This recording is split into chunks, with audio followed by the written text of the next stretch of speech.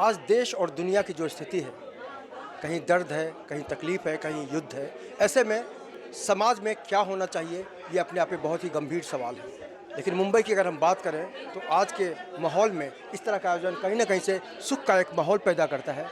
एक नदी सागर से मिलकर गाना भूल गई।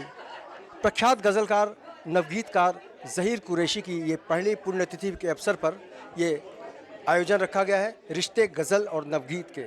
तो कुल मिलाकर कहा जा सकता है कि साहित्य की दुनिया में बहुत कुछ हो रहा है, बस लोगों का जो ध्यान है उस पर आपको फोकस करना पड़ेगा, नज़र केंद्रित करनी पड़ेगी। तो कुल मिलाकर इस तरह के आयोजन में जो लोग शामिल होते हैं वो कहीं न कहीं से कुछ लेकर ही लौटते हैं। आज हम इसी कड़ी में आपको बहुत सारे लोगों से मिलवाएंगे और जानेंगे कि वाकई इस आयोजन को लेकर वे क्या सोचते हैं।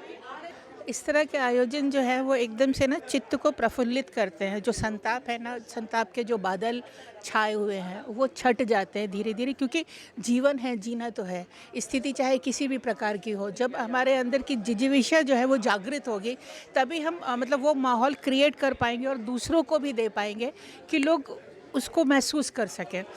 तो निश्चित रूप से परेशानियां हैं, स्थितियां बहुत ख़राब है, लेकिन इसी में जीना है, इसी में प्रफुल्लित होना है, इसी में पुलकित होना है। तो इस तरीके के प्रोग्राम जो है वो हम लोग को नवजीवन देते हैं, तो बहुत अच्छा है।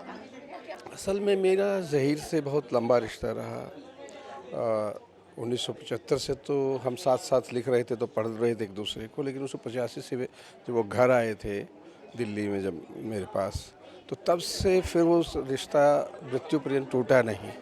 बहुत उनका जाना तो खटका ही पिछले कोरोना में, लेकिन बीच के जो इतना जो 4 दशक का समय है उसमें हमारा निरंतर पत्र व्यवहार रहा और साथ ही मिलना जुलना रहा, कार्यक्रमों में मिलना जुलना रहा। लेकिन उस सबसे बड़ी बात ये है कि दोनों रूपों में ज़हीर एक अद्भुत व्यक्ति थे। साहित्यकार के रूप में भी जो उनका गज़ल और गीत नवगीत वो कंट्रीब्यूशन है वो अद्भुत है, और एक दोस्त के रूप में मैंने उनको पहचाना।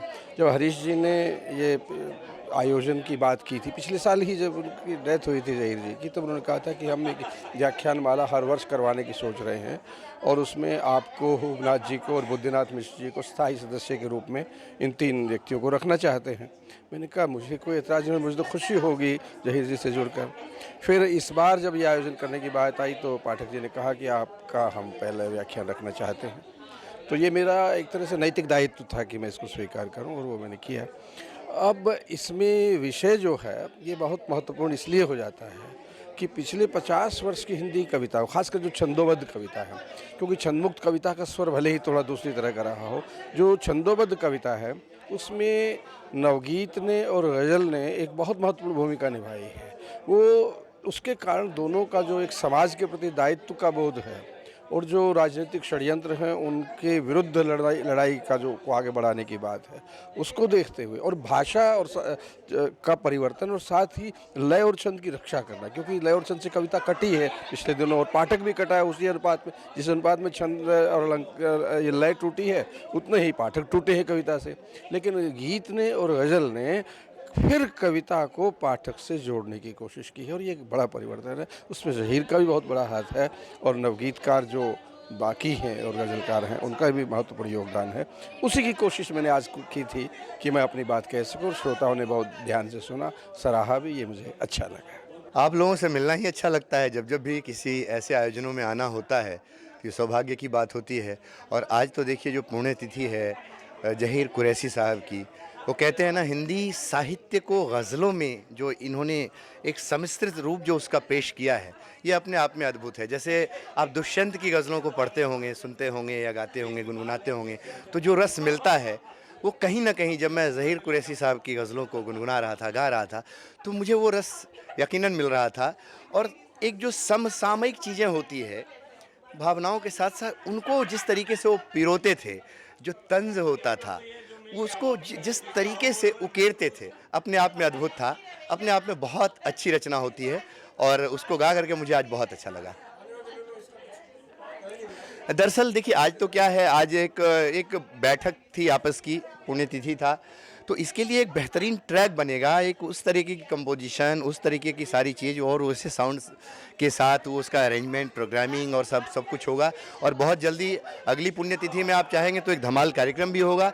और उसके पहले ये पूरी जो गज़लें हैं, इनकी जो चुनिंदा गज़लें हैं, उसका एक बेहतरीन संकलन आप लोगों के सामने ज़रूर लाऊंगा, ये मेरा वादा है। नमस्कार। ये बात तो है कि आफ्टर कोरोना लॉकडाउन के बाद इस तरह से लाइवली लोगों से मिलना जुलना, हंसना, बातें करना, एक दूसरे के साथ पिक्चर्स लेना, ये सबसे बड़ी उपलब्धि लगती है।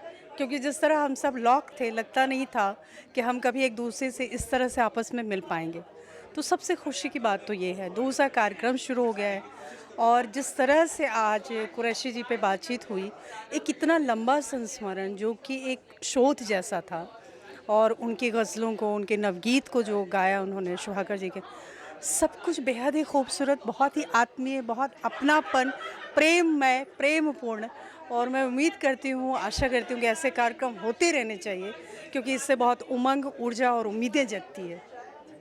देखिए, दुनिया दुखी है और दुनिया दुख सुख के बीच से गुजरती रहती है। लेकिन आज के इस आयोजन की सबसे अच्छी बात मुझे ये लगी कि जिन लोगों ने, हरीश जी ने, कमलेश भाभी ने जो ये आयोजन किया है, हम अपने साहित्य, संस्कृति और संस्कारों को न भूलें, क्योंकि हम अक्सर छोटी बड़ी बातों से घबरा जाते हैं और अपने लक्ष्य से विचलित हो जाते हैं। आप देखिए कि आज के इस आयोजन में आपने अगर श्रोताओं पर नज़र डाली होगी, यहाँ पर मुंबई के हर क्षेत्र का कोई ना कोई प्रमुख व्यक्तित्व उपस्थित था। क्योंकि ज़हीर कुरैशी साहब जो हैं, उनको हम सब ने पढ़ा है, सुना है, हम में से कईयों ने उनके साथ बैठकर मंच भी शेयर किया है। तो अपने एक ऐसे साथी को जिसको आपने कोरोना के कारण खो दिया, उसको कोरोना के बाद मौका मिलते ही याद करना, इसे मैं एक अच्छा संकेत मानता हूँ। और ये पहली व्याख्यानमाला नहीं है, ये पहला आयोजन था जिसमें कुरैशी साहब को याद किया गया।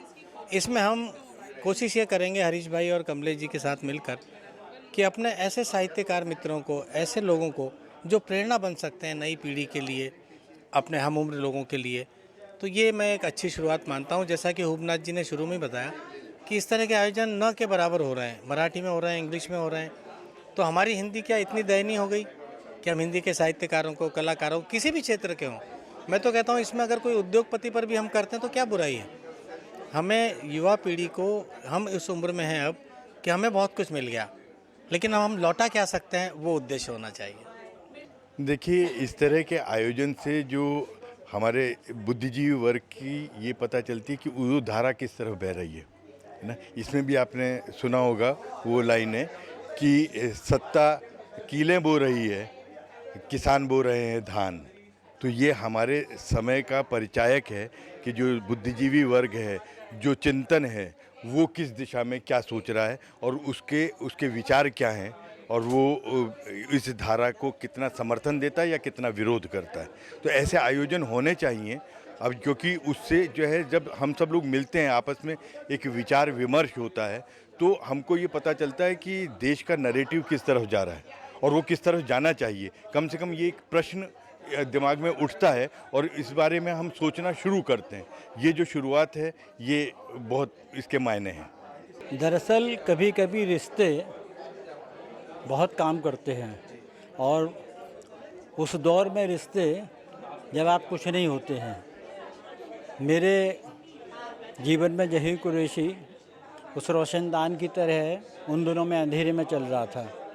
मेरे परिवार में 13 डॉक्टर हैं, मैं लिखता था और मेरे पिता लेखन के खिलाफ थे। तो हर तरीके की यातना मुझे दी जाती थी, यहाँ तक कि मुझे कभी खाना नहीं मिलता था, पिटाई हो जाती थी कि पिता ये चाहते थे कि मेरे घर में डॉक्टर इंजीनियर के अलावा पत्रकार और लेखक ना बने। तो वो जो जला वतन की स्थिति थी, वो जो तकलीफ दे स्थिति थी, वहाँ शहर मेरा ग्वालियर था, वहाँ 2 बड़े लेखक थे जो तेज़ी से हो रहे थे और हम सबसे सीनियर थे, प्रदीप चौबे और ज़हीर कुरैशी। तो प्रदीप चौबे मंच के कवि थे, उन्होंने बहुत नाम कमाया, और ज़हीर कुरैशी गज़लें और वो नवगीत लिखते थे। तो मेरे जीवन में उस आदमी का बहुत बड़ा रोल है, और वो गज़लें भी बहुत अच्छे लिखते थे और नवगीत भी बहुत अच्छे लिखते थे।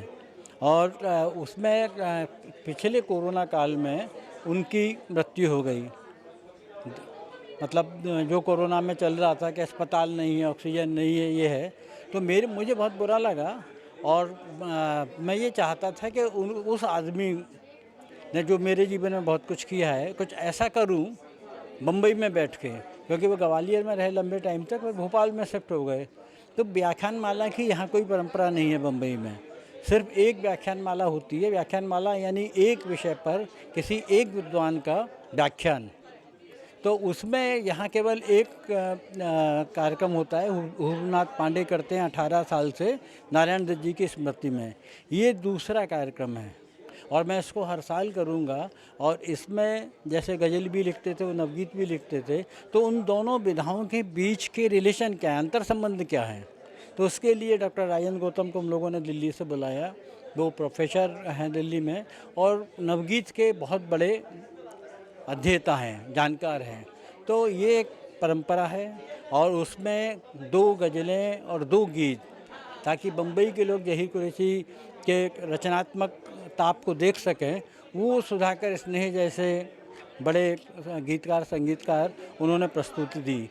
मुझे बहुत अच्छा लगा कि यहाँ हर धारा के लेखक मौजूद हैं, तमाम महिला लेखिका मौजूद हैं। दीप्ति मिश्रा हैं, अर्चना जौहरी हैं, सुदर्शना द्विवेदी हैं, मालती जोशी हैं। मतलब जो मुंबई में एकदम सतत रचनारत हैं और हमने उनको याद किया। आज का कार्यक्रम वरिष्ठ पत्रकार हरीश जी एवं कमलेश पाठक जी ने आयोजित किया था और कार्यक्रम के अंदर गीत गज़ल का जो संबंध के रूप में दिल्ली से पधारे प्रोफेसर राजेंद्र गौतम जी ने जो उसे एक्सप्लेन किया, जो बताया, सच में बड़ा अच्छा लगा। हम लोगों को उस हद तक इसका विश्लेषण नहीं मालूम था। अतः मैं राजेंद्र जी को बहुत बहुत धन्यवाद दूंगा कि उन्होंने ज़हीर कुरैशी जी की पुण्यतिथि पर प्रथम पुष्प समर्पित किया। ज़हीर कुरैशी की गज़लों ने और गीतों ने यहाँ उपस्थित सारे लोगों को मंत्र मुग्ध कर लिया। कहते हैं कि साहित्य में वो संवेदनाओं का अलग स्थान होता है, खुशियों का अलग स्थान होता है, और जब उसमें संगीत का तड़का लग जाता है तो यही कहा जा सकता है कि वाकई आज की तारीख में इस तरह का आयोजन बहुत दिनों तक याद रहता है। वीडियो जर्नलिस्ट देवानंद सिंह और प्रदीप शर्मा के साथ अवधि राजतोष, इन 24 न्यूज़, मुंबई।